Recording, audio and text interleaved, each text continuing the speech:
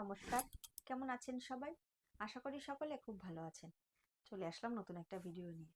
এখন রাত প্রায় 7টা মতো বাজে, তা হঠাৎ একটা বিষয় চোখে পড়লো। তো ভাবলাম বিষয়টা আপনাদের সাথে শেয়ার করি। তাহলে চলুন, আগে বিষয়টা আপনাদের সাথে শেয়ার করি, তারপরে এই বিষয়টা নিয়ে আপনাদের সাথে কিছু কথা বলবো।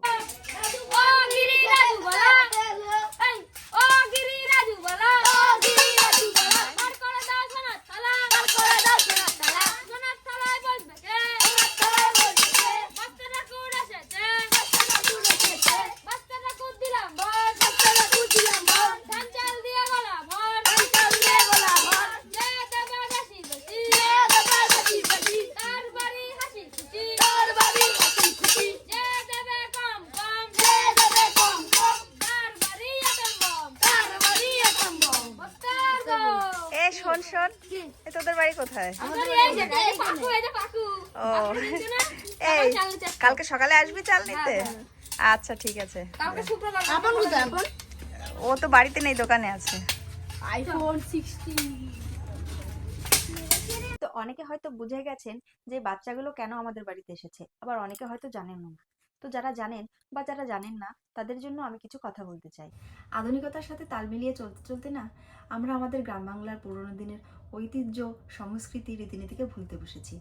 আর আজকে এই বাচ্চাগুলো যেন আমাদের সেই পুরোনো দিনের ঐতিহ্য, রীতিনীতি, সংস্কৃতিকে মনে করিয়ে দিল। অনেকে হয়তো জানেন এই গানটা কি নামে পরিচিত, তবুও আমি বলছি, এটা হচ্ছে আলুই গান। পৌষ সংক্রান্তির দিনে বাস্তু ঠাকুরের উদ্দেশ্যে বাস্তু পুজো করা হয়।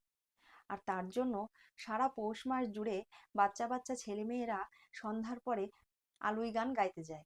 তারপর আলুই গান গেয়ে যে সমস্ত চাল পায় সেগুলো বিক্রি করে বাস্তু পুজো করে। তবে এইসব বাস্তু পূজা, আলুই গান কালক্রমে হারিয়ে যেতে বসেছে। তবুও কোনো কোনো অঞ্চলে এখনো এইসব পূজার প্রচলন আছে।